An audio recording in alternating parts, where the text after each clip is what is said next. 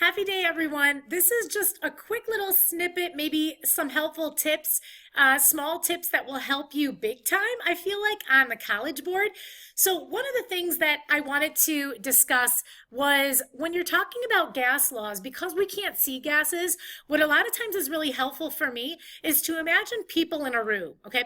And so if you say that, for example, that I have, I don't know, maybe like 40 people inside of a room and they're equally spaced, they're going to spread themselves out as much as they possibly can to be able to reduce the pressure in the room. So they're going to spread out. Well, anytime that you make a change, think about what would happen if you were one of those people in that room. So if they said you were going to cut the room, maybe it's a classroom, and all 40 of you were going to be in half of the room, then what's going to happen? What's going to happen to the pressure? What if they added more people in the room? If they were like, we're going to double the number of moles, that's like adding more people into the room. What if you increase the temperature? Then what would happen? Well, your average kinetic energy is going to change, but what else would be changing? So there may be some things that stay constant when you change the temperature. So just maybe thinking about that may end up helping you with some of the questions. A lot of the College Board questions, even though they look like they're math-based, using an equation is always very helpful, and maybe using ratios can be very helpful, very, very helpful. So for example, if they ask you a question where they're incorporating density, for example, we know that the mutts kick dirt over their pee. And so that's a great equation to use. But what if you need it rearranged? Well, rearranging it algebraically, if you wanted to solve for density, for example, then what you would do is you simply move the p to the other side, so cross multiply, and then divide by the RT. And so what we get is D equals PM over RT.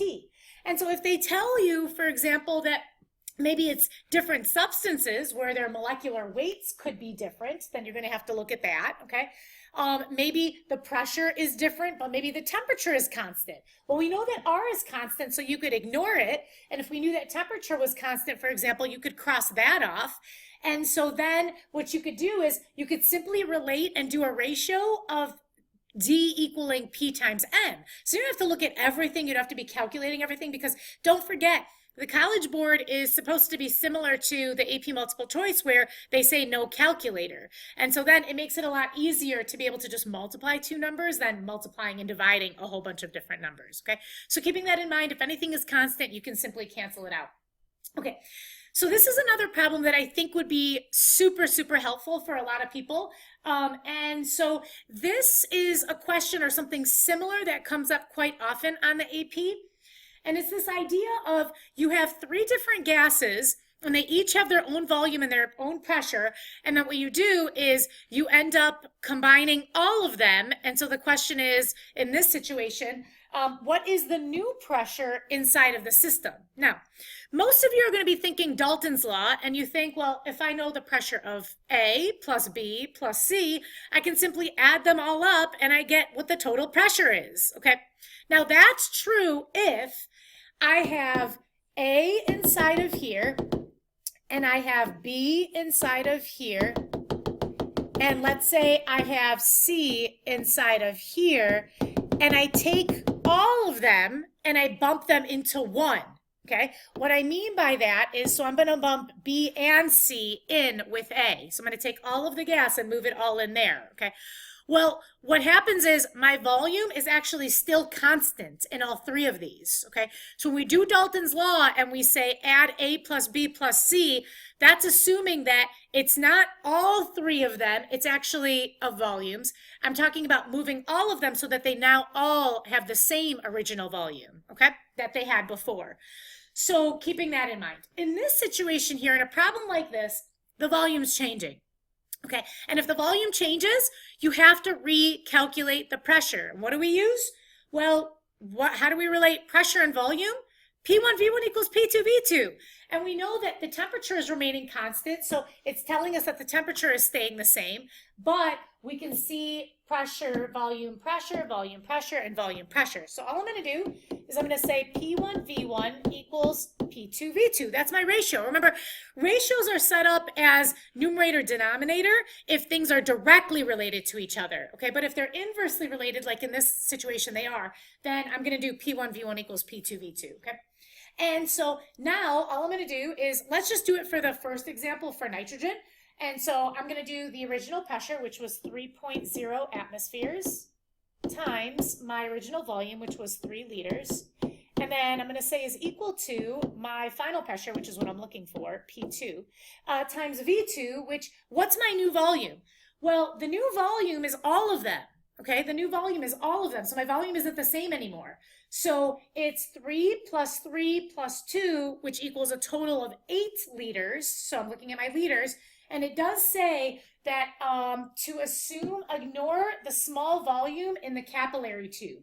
So what they're saying is, they're saying to ignore this region right here and just do it according to what the volume is in these bulbs here, okay?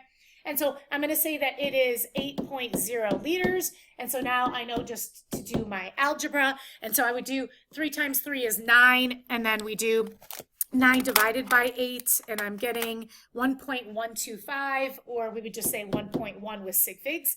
And so now that's still in atmospheres. Now, I would have to do this for all 3 of them. And so once I get the answer to all 3, then I can add them all up to find my total pressure. Okay, so that's how you would do a problem like this. So if they just wanted you to figure out what the new pressure was of the nitrogen gas, then that's how you would do that. But if you wanted the total pressure inside the system, then you would add all 3 of them up. Then you could use Dalton's law to add those up. Okay, all right. There's one more question that I wanted to look at here. And you know, even though you're going to see that this doesn't totally apply to gas laws, a lot of times this is called a gas law question, okay? And so pictures, these diagrams are really helpful, and I wanted to go over that. Anytime that you see these like boxes, if you see these box pictures, assume, unless they tell you, that nothing's allowed in and nothing's allowed out, okay? And so what you see in the box is there to stay, all right? So, and then the key is always very helpful. It says in this key that the black is a positive ion, and then the white, or the blank, is any negative ion, and water molecules are not being shown, okay? So it says equal volumes of solution, so this happens to be solutions, but it could be gases, okay? In 2 different vessels are represented. If the solution represented in vessel 1 is KCl, okay, well, if that's the case and the black is the positive ion, then that must be my K, and that must be my Cl, for example, okay? And so then it says, then the solution represented in vessel 2 could be an aqueous solution of what? Okay. Now they're telling us that it's either KCl or CaCl2. So I first need to figure that out. That's probably going to be the easiest thing. So I can see in the first example that I have 4 Ks. So K, K, K, K, and then I have 4 Cl, Cl, Cl, Cl, Cl. Okay, I have 4 of them. Now, in the second picture, if we're looking at the positive ion, now I have 1, 2, 3, 4, 5, 6, 7, 8. Okay, so I've got double of them, but the one thing that I'm seeing that's wrong here is if I were to match up Cls, then I'm seeing that there are too many if I'm doing KCl, because this would make 1, that would make 2, that would make a third, that would make a fourth. There we go, there we go, there we go, there we go. Well, I've got extras. Okay, so that means that that probably isn't the case. So it must be that for every one of the positive ions, I probably have 2 of the negative ions. And if I do it this way, then I can see, for example, this one can be these 2, and this one can be these 2, and that's those 2. And you don't even have to do this. You could probably see it just by kind of looking at it.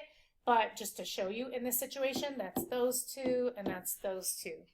Well, now I'm seeing that it's 1 to 2. It's a 1 to 2 ratio inside of this one. So that means that it's not KCl, it's CaCl2. So I'm either between, so let's cross those 2 up. I'm between C and D. And so the first C says it's with the same molarity. No, it's double the molarity. I could have told that just simply by looking at the number of positive ions. So it's got twice the molarity. So my correct answer then would be D. Okay. So I did want to go over a little bit with the pictures because sometimes those can be confusing. Again, you don't have to do that. It's pretty easy to be able to see just from looking even at the positive versus the negative ions. Okay. So hopefully that was helpful to you. Again, with the College Board, so even though it might look like it's a math problem, it's a math-based problem, just keep in mind that almost always it's conceptual or ratios.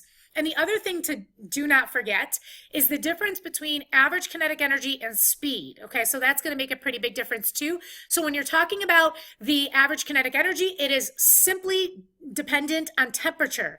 And so we say 3/2 RT. Okay, when you're talking about the speed, the root mean square speed. So it's that U, and so it's the square root of 3RT over M. Well, this M, that's the molar mass of it, okay? And so, yes, and by the way, it is in kilograms per mole, not grams per mole, because the R is in joules, 8.31 joules per mole Kelvin. But as your molecular weight gets bigger, your velocity actually gets smaller. Your speed gets smaller. So this is called the U root mean square speed. Root mean square. We are square rooting it. So again, you want to make sure that it's the square root of the mass. Okay. All right. And hopefully that helps you all. Happy day.